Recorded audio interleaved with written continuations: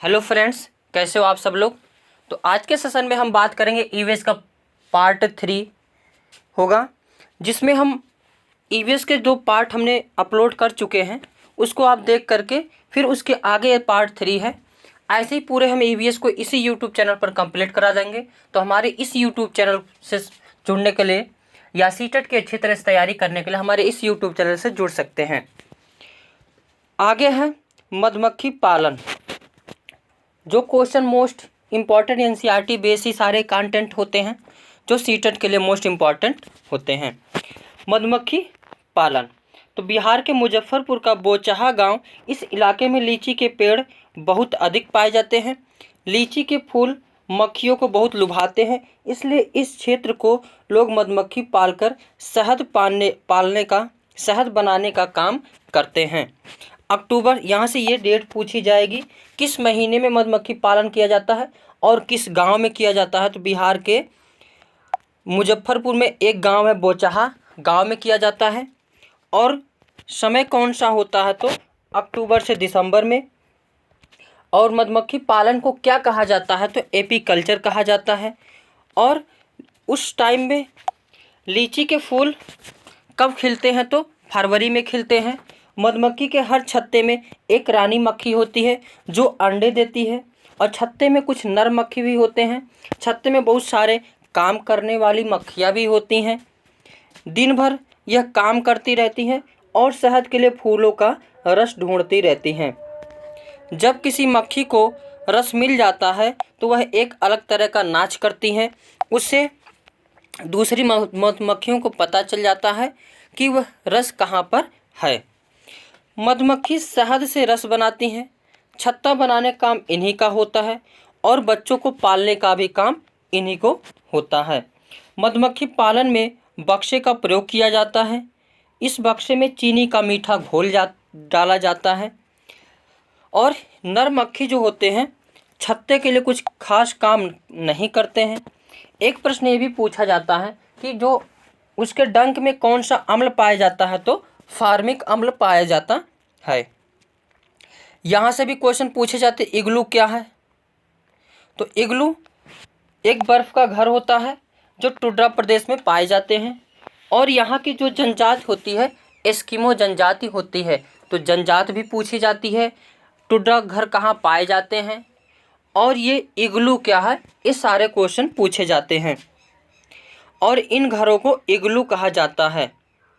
अगला है चांगथांग। ये क्या है तो चांगथांग पश्चिमी और उत्तरी तिब्बत में एक ऊंचा पठार है और यह 5000 मीटर ऊंचाई पर स्थित है, जो कुछ हद तक भारत के लद्दाख क्षेत्र के दक्षिण में भी फैला हुआ है। यहाँ चांगपा नाम की जनजाति पाई जाती है। तो प्रश्न पूछा जाता है चांगपा नाम की जनजाति कहाँ पाई जाती है। और यहाँ पर आबादी का कुल लगभग 5000 लोग निवास करते हैं और यह हमेशा अपनी भेड़ बकरी के साथ यहाँ पे सब लोग क्या करते हैं, घूमते रहते हैं। चांगमा लोग अपने टेंट को रैबो कहते हैं। एक प्रश्न ये भी पूछा जाता है कि चांगमा लोग जो टेंट लगाते हैं उसको क्या कहते हैं तो रैबो कहते हैं। यहाँ सर्दियों में 70 किलोमीटर प्रति आवर की गति से हवा चलती है। चांगपा की भाषा में चांगथांग का मतलब होता है ऐसी जगह से है जहाँ कम लोग रहते हैं। और एक प्रश्न पूछा जाता है कि कहाँ पे कोई पेट्रोल पंप नहीं है तो यहीं पर कोई भी पेट्रोल पंप नहीं है। रेबो अर्थात टेंट के पास एक जगह होती है जिसे ये लोग लेखा बोलते हैं। टेंट के पास की जगह को ये लोग क्या बोलते हैं, लेखा बोलते हैं, जहाँ ये अपनी बकरी और भेड़ों को रखते हैं। तो लेखा में अपनी भेड़ों और बकरी को क्या करते हैं, रखते हैं। लेखा की दीवारें किससे बनी होती हैं तो पत्थरों की बनी होती हैं और हर परिवार अपने जानवर पर एक विशेष प्रकार का चिन्ह बनाता है। तो पहचान ही नहीं पाएंगे कि ये बकरी मेरी है, एक ये भेड़ उनका है। और औरतें और छोटी बच्चियां जानवरों को गिनकर चराने ले जाती हैं और फिर लौटकर उन्हें दोबारा गिनती हैं ताकि कोई बकरी या भेड़ कम तो नहीं हुई है। यहाँ लोग अपनी बकरियों को ऊंचाई और ठंडी जगह पर चराने ले जाते हैं, जिससे बकरियों के बाल घने और मुलायम होते हैं। इनकी जो बाल महत्वपूर्ण होती है, एक पश्मीना शाल होता है तो इन्हीं से बनता है। अब देखते हैं पश्मीना शाल, वही जो हमने अभी बातें की तो वह पश्मीना शाल आ भी गई। पश्मीना शाल देखने में अच्छी लगती है और यह विश्व प्रसिद्ध पश्मीना शाल होती है। पश्मीना शाल चांगपा लोगों द्वारा पाली गई बकरियों के बालों से बनाई जाती है। ये भी क्वेश्चन सीटेट के लिए मोस्ट इम्पॉर्टेंट है, पूछा जाता है। जिन बकरियों से मुलायम पश्मीना शाल मिलती है वह बहुत ऊंचाई पर, लगभग 5000 मीटर की ऊंचाई पर रहती हैं। अभी ऊपर देख ही लिए हो, ये देख लो पश्मीना शाल है, कितनी अच्छी बनाई गई है। आगे देखते हैं। ठंड में टेम्परेचर 0 डिग्री से -40 डिग्री सेल्सियस तक चला जाता है। बकरी के शरीर पर गर्म बालों का कोट बन जाता है। इनमें से कुछ बाल बकरियां गर्मियों में गिरा देती हैं, जिनका प्रयोग पश्मीना शाल को बनाने में करते हैं। इनका एक बाल इतना पतला होता है कि इनके 6 बाल हमारे एक बाल के बराबर होते हैं। यह शाल हाथ से बनाए जाते हैं। लगभग 250 घंटे की बुनाई के बाद एक प्लेन शाल बनता है। तो एक क्वेश्चन में घंटा भी पूछा जाता है, कितने घंटों में एक शाल बनती है, तो 250 घंटों में एक शाल बनता है। और एक पश्मीना शाल 6 स्वेटर जितना गर्म करता है। एक पश्मीना शाल अगर है तो वह कितनी स्वेटर के बराबर गर्म करता है? 6 स्वेटर के बराबर वह गर्मी देता है। अगली है ब्रेल लिपि। ब्रेल लिपि ये भी सीटेट के लिए मोस्ट इम्पॉर्टेंट है। तो लुइस ब्रेल फ्रांस के निवासी थे और 3 साल की उम्र में अपने पिता के औजारों से खेलते हुए इनकी आंखों की रोशनी चली गई थी। पढ़ाई में बहुत रुचि थी, तो यह पढ़ने और लिखने के विभिन्न तरीके सोचने लगे और फिर एक तरीका निकाला जो बाद में लुइस स्क्रिप्ट के नाम से जाना जाता है। तो प्रश्न ये भी पूछा जाता है कि लुइस स्क्रिप्ट क्या है? तो लुइस ब्रेल द्वारा निर्मित एक शिक्षण सामग्री है और लुइस की एक कहानी है। ये बच्चों जो है पढ़ने में बहुत रुचि रखते थे और इनके पापा जो है लोहार वाला काम करते थे, औजार वाला काम करते थे। तो खेलते खेलते इनकी आंखें दोनों चली गई थी। अब इनके अंदर पढ़ने की रुचि थी, तो इन्होंने कौन सी लिपि बना दी? लुई ब्रेल लिपि। यानी अंधे व्यक्ति के लिए कौन सी लिपि पढ़ाई जाती है? तो लुई ब्रेल लिपि। एक मोटे कागज पर नुकीली 6 बिंदु, ये भी प्रश्न पूछा जाता है, कितने बिंदु उस पे होते हैं? तो 6 बिंदुओं, नुकीले 6 बिंदु होते हैं को उभारा जाता है। फिर उभरे हुए बिंदुओं पर उंगलियों के सहारे इन्हें स्पर्श करते हुए पढ़ा जाता है। यह ब्रेल लिपि कहलाती है। तो ब्रेल लिपि में कितने बिंदु होते हैं? 6 बिंदु होते हैं। यह प्रश्न पूछा जाता है। यह स्क्रिप्ट 6 बिंदुओं पर आधारित होती है। आगे है ग्रेगर मेंडल। आनुवांशिकता के जनक किसे कहा जाता है? तो John Gregor Mendel. Gregor Mendel का जन्म एक गरीब किसान परिवार में 1822 ईस्वी में हुआ था। बता दें हम आपको कि सीटेट के लिए जो मोस्ट इम्पॉर्टेंट टाइप मतलब क्वेश्चन बनते उन्हीं सब का कलेक्शन ये है। इन्हें 7 साल तक मठ के बगीचों में करीब 28,000 पौधों पर बारीकी से अध्ययन करें और कई प्रयोग किए और ढेरों आंकड़े इकट्ठे किए।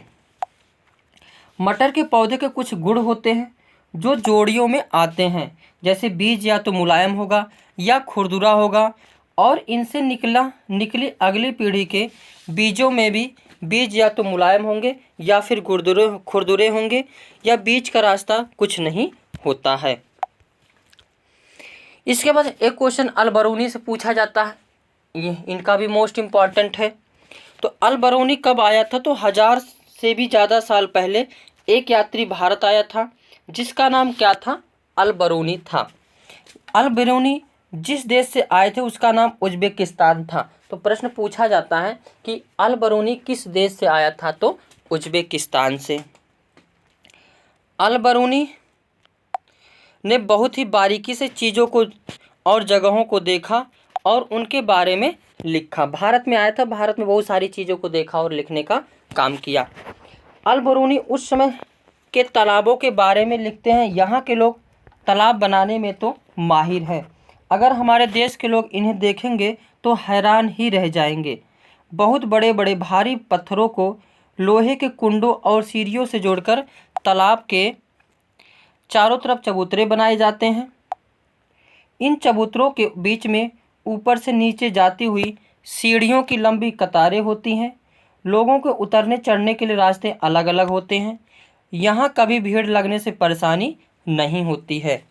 आज इतिहास पढ़ने वाले लोगों को अल बरूनी की किताबों से उस ज़माने के बहुत कुछ पता चलता है। आजकल पानी की कमी होती जा रही है और पानी के जो है जितने भी नदी, नाले, तालाब, कुआं सब सूख रहे हैं। इसीलिए और बच्चों को पढ़ाने के लिए ये सब में जागरूकता, रुचि रखनी चाहिए। इसलिए इस सिलेबस में ऐसे टॉपिक को इंक्लूड किया गया है जिससे बच्चों को पढ़ाया जा सके, बताया जा सके और उसके प्रति बच्चे क्या हों, उसके प्रति जो है सहानुभूत हों और वह ऐसा ना करे जिससे जो है ये गड़बड़ी पैदा हो रही है। तो अल बरूनी से क्वेश्चन पूछता है कहाँ से आया था, उज़्बेकिस्तान से। किसका वर्णन किया था, तो तालाब का वर्णन किया था। आगे है बछेंद्री पाल। यहाँ से भी मोस्ट इम्पॉर्टेंट क्वेश्चन पूछा जाता है। बछेंद्री पाल भारत की पहली और विश्व की 5वीं महिला थी जिन्होंने माउंट एवरेस्ट की चोटी पर चढ़ाई की थी। तो पहला क्वेश्चन यही पूछा जाता है, बछेंद्री पाल भारत की कौन सी महिला है, तो पहली हैं और विश्व की तो 5वीं हैं। बछेंद्री पाल के बचपन में एक पिकनिक में गई थी जहां वे 4000 मीटर की चोटी पर चढ़ गई।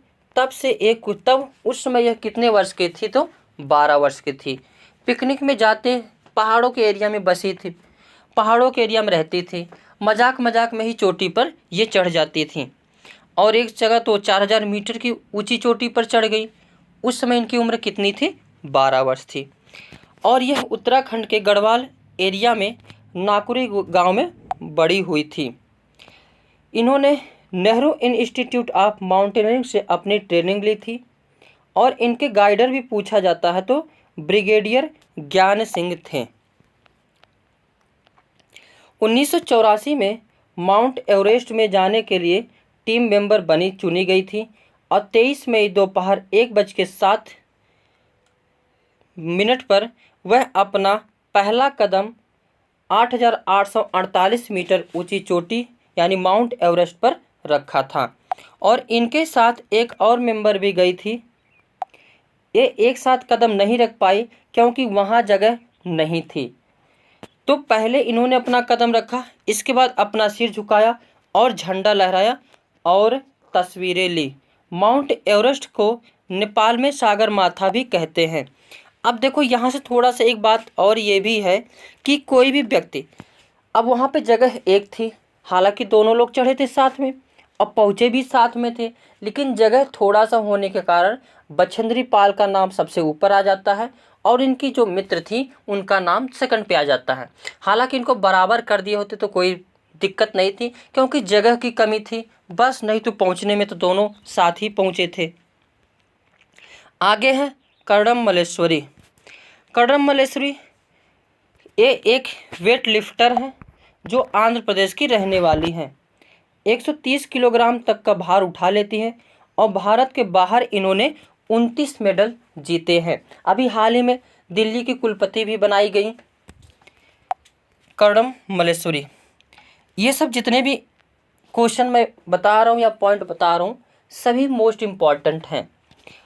आगे है चमकता सितारा। चमकता सितारा कोई सितारा नहीं बल्कि ये एक लड़की हैं, उनको चमकता सितारा के नाम में के रूप में पुकारा गया है। सूर्यमणि एक चमकता सितारा यानी गर्ल स्टार हैं। चमकते सितारे उन साधारण लड़कियों की असाधारण कहानियां हैं जिन्होंने स्कूल जाकर अपनी ज़िंदगी बदल दी।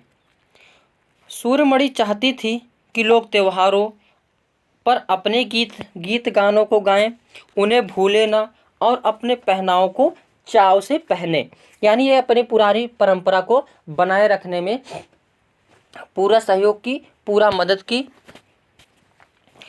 जड़ी बूटियों की समझ और बांस की चीज़ों बनाने की कला बच्चे भी सीखें। अपनी स्कूल की भाषा तो सीखे ही, अपनी कुड़क भाषा का रिश्ता भी उससे जोड़े। यह सब तोरांग केंद्र में होता है।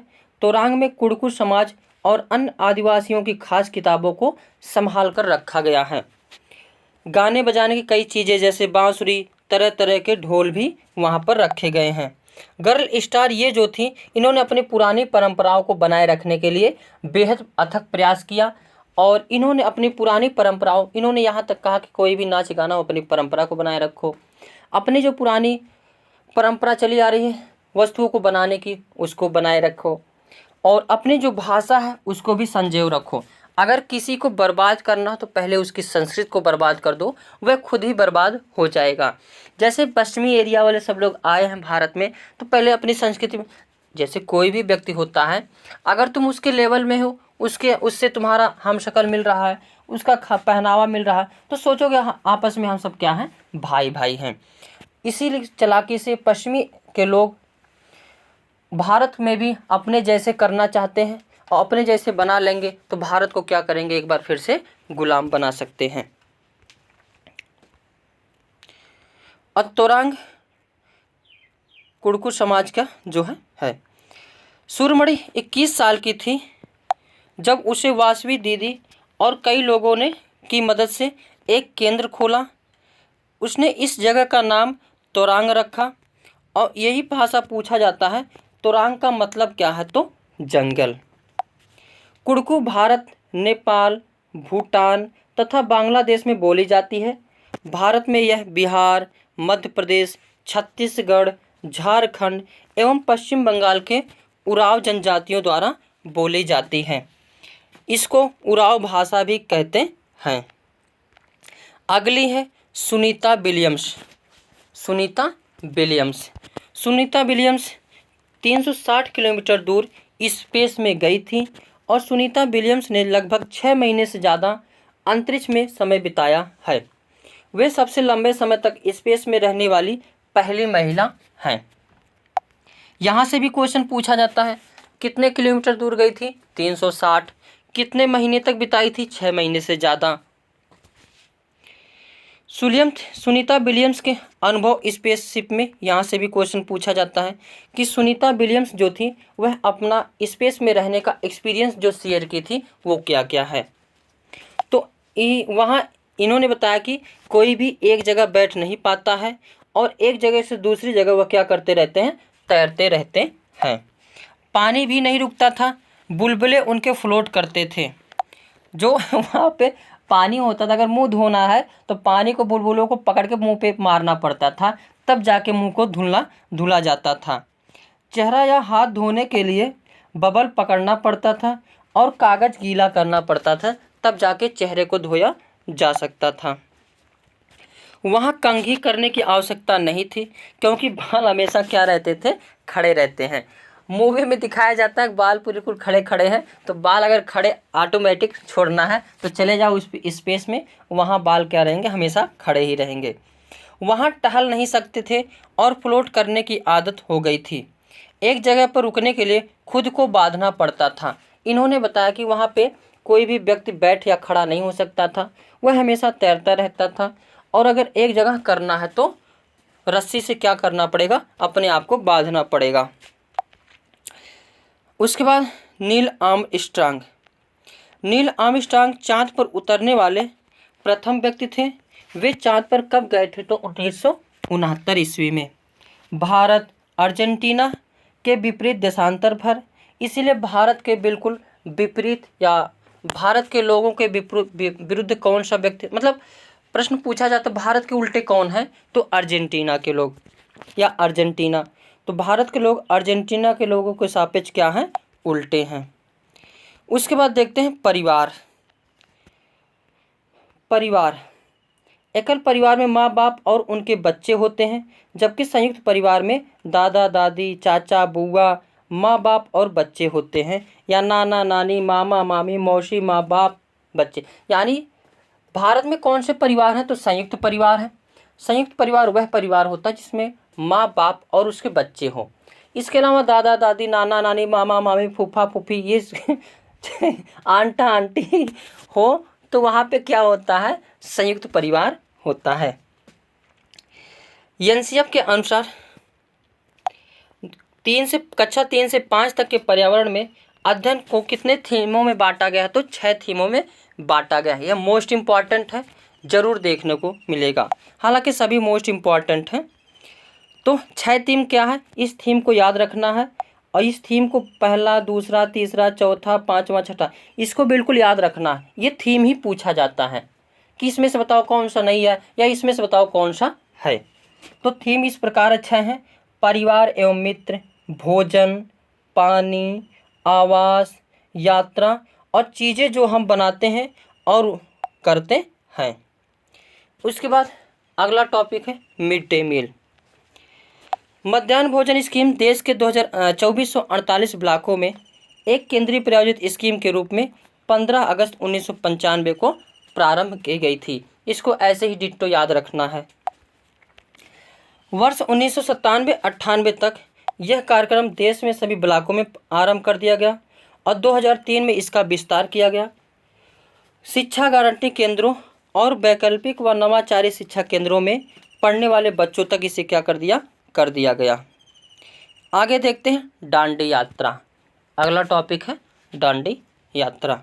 तो सन 1930 में अंग्रेज़ों ने भारत के आम लोगों को नमक बनाने पर पाबंदी लगा दी, जिस कारण गांधी जी ने दांडी यात्रा शुरू की। गांधी जी का कहना था, जो चीज़ें हमें कुदरत ने दी है उसे बनाने पर बंदिश कैसे। उन्होंने लोगों के साथ मिलकर अहमदाबाद से दांडी के समुद्र तक एक लंबी यात्रा की और इस गलत कानून को क्या किया, तोड़ा। इसके बाद जल एक महत्वपूर्ण नवीनीकरणीय प्राकृतिक संसाधन है। भूपृष्ठ का 3/4 भाग जल से ढका है। जल के क्षेत्र को जलमंडन कहते हैं।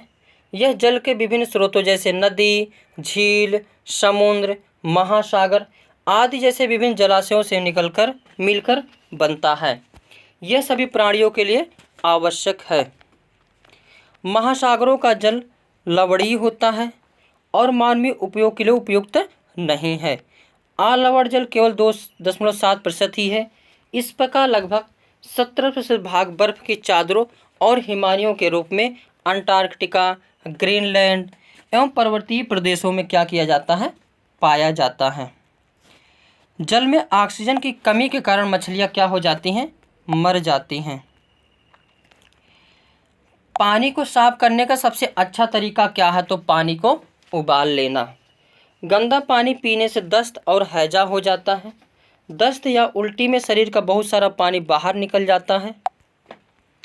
उसके बाद देखते हैं मृत सागर। जैसा कि यहाँ पे देख सकते हैं, मृत सागर ऐसा सागर है जिसमें कोई डूब नहीं सकता, क्योंकि पानी का घनत्व नमक यानी लवण होने के कारण बहुत ज़्यादा होता है। जैसे यहाँ पे सब लोग क्या करते हैं, फ्लोटिंग करते हैं, डूबते नहीं हैं।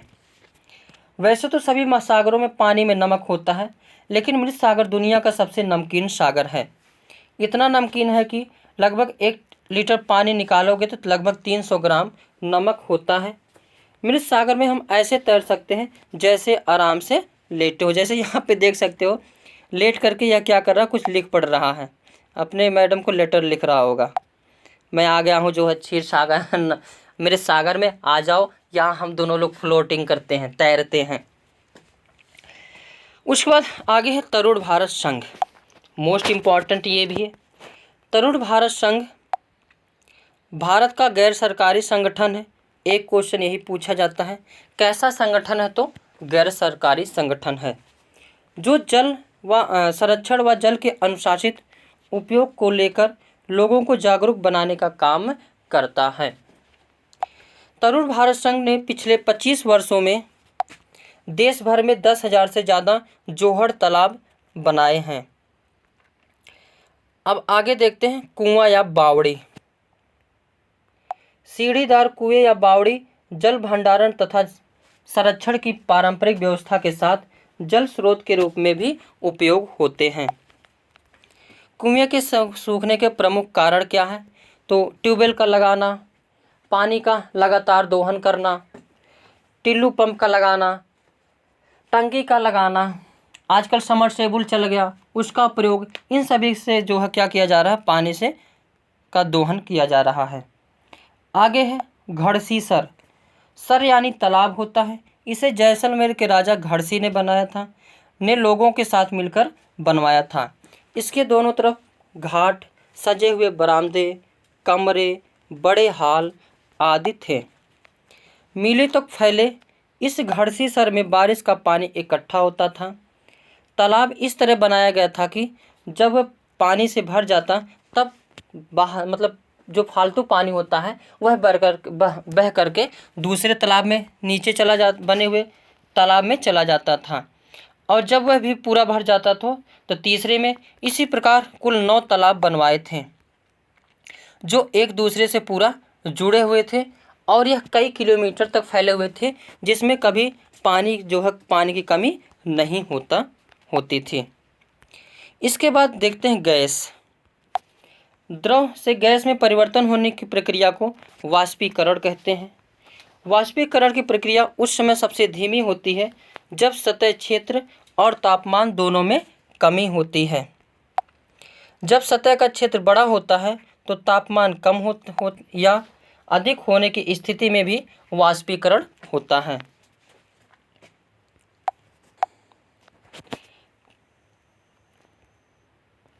Carbon dioxide, nitrous oxide, chlorofluorocarbon, methane, ये सभी ग्रीन हाउस गैसें हैं। तो क्वेश्चन पूछा जाता है ग्रीन हाउस गैस के लिए मुख्य जिम्मेदार क्या है, तो CFC है यानी क्लोरोफ्लोरोकार्बन। अगर कहेगा ग्लोबल वार्मिंग के लिए प्रमुख गैस कौन सी है, तो CO2 है यानी कार्बन डाइऑक्साइड।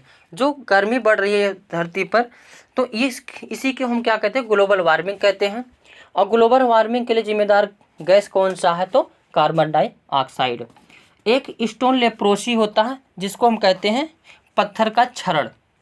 आगरा का ताजमहल जो क्षरण हो रहा है, बदरंग हो रहा है, किस कारण हो रहा, तो स्टोन लेप्रोसी के कारण हो रहा है। और यहाँ से प्रश्न पूछे जाते हैं क्यों, किस कारण होता है, तो अम्ल वर्षा के कारण होता है। पेट्रोलियम क्या है, तो पेट्रोलियम प्राकृतिक रूप से बनता है और इसके बनने की गति बहुत धीमी होती है। लगभग लाखों करोड़ों साल लग जाते हैं इसको बनने में। और ज़मीन से निकलने वाला कच्चा तेल गहरे रंग का गाढ़ा तरल पदार्थ होता है जिसमें से गंध होती है। ये भी मोस्ट इम्पॉर्टेंट है, गोलकुंडा फोर्ट, ये भी सीटेट के एग्ज़ाम में ज़रूर पूछे जाता है। गोलकुंडा फोर्ट कहाँ है, तो हैदराबाद में है, और दीवार का भाग एक गोलाकार शेप में है जिसे बेसन्स या बुर्ज कहते हैं। गोलकुंडा की बाहरी दीवारों पर ऐसे 87 बुर्ज हैं। कुतुबशाही सुल्तानों ने गोलकुंडा में 1518 से 1687 ईस्वी तक शासन किया। इससे पहले 1200 ईस्वी में गोलकुंडा किला मिट्टी का बना हुआ था। ऊंची और गोल दीवारें दूर देखने में मदद करती हैं, जिससे आक्रमण का क्या होता है, पता चल जाता है। औरंगजेब यहाँ आक्रमण करने आया था पर असफल रहा। लगभग 8 महीने तक किले के बाहर अपनी सेना के साथ रहा। किले के चारों तरफ खाई थी जिसके वजह से आक्रमण नहीं कर पाया। उस समय कांस्य की बंदूकें बनती थी। उस समय कौन सी बंदूकें बनती थी, तो कांस्य की। हजारों सालों से घुमंतू वर्ग कांस्य से चीज़ें बनाते आ रहे थे। कांस्य तांबे और टिन का मिश्रण होता है। तो पूछ लिया जाता है कांस्य किसका मिश्रण होता है, तो तांबे और टिन का। सुल्तान अब्दुल हसन संगीत और कुचिपुड़ी डांस का शौकीन था। अब कुछ घरों को देखते हैं, यहाँ से भी क्वेश्चन पूछे जाते हैं। असम में घर ज़मीन से 10 या 12 फीट ऊपर होते हैं। ऊंचाई में बनाने की वजह भारी बारिश होती है।